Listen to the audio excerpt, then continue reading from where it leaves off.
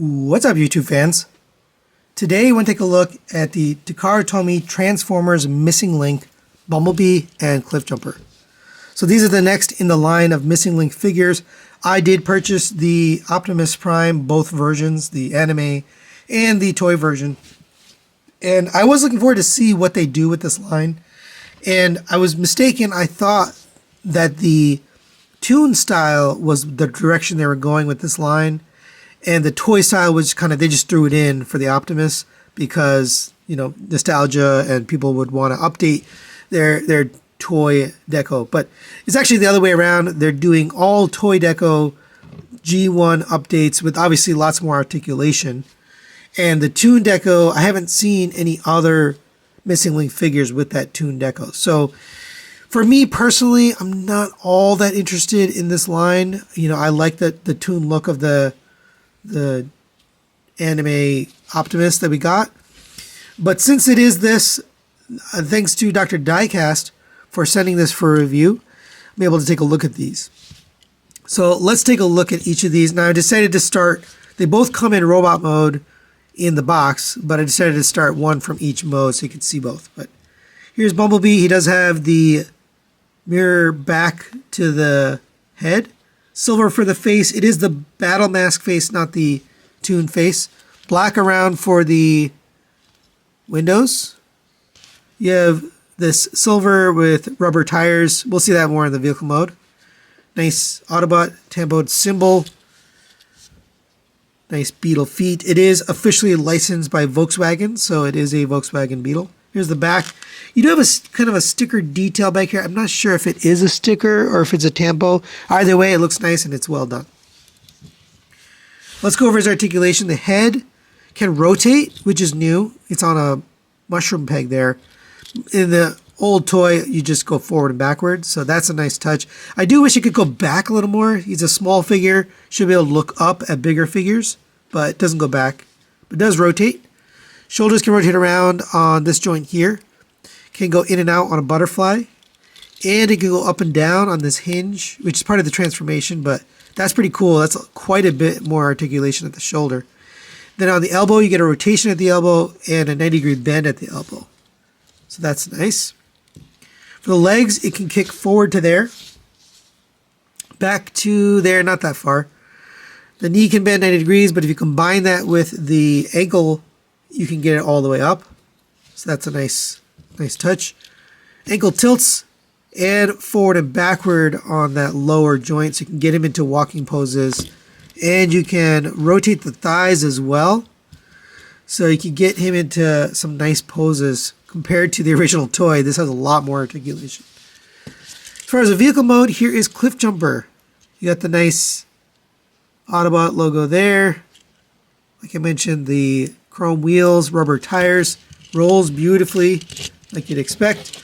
On the back, you have that sticker detail, which is the back of the head. The head doesn't hide all the way. I do wish this closed a little bit better. That was a little bit of a disappointment for me personally, but it does look pretty good. This one is not officially licensed, even though it is a Porsche. I think it's a 959. It's not officially licensed by Porsche.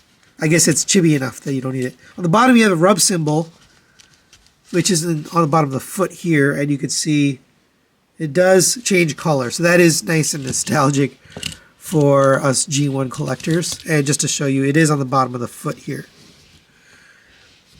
Bumblebee does come with a weapon. You get the blaster done in chrome silver.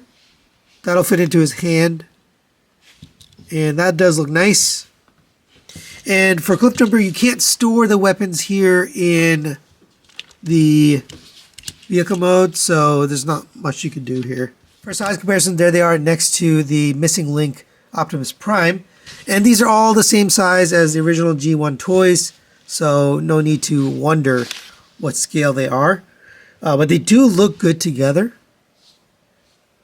If you are collecting this line, I think you'll be happy with these two guys next to him.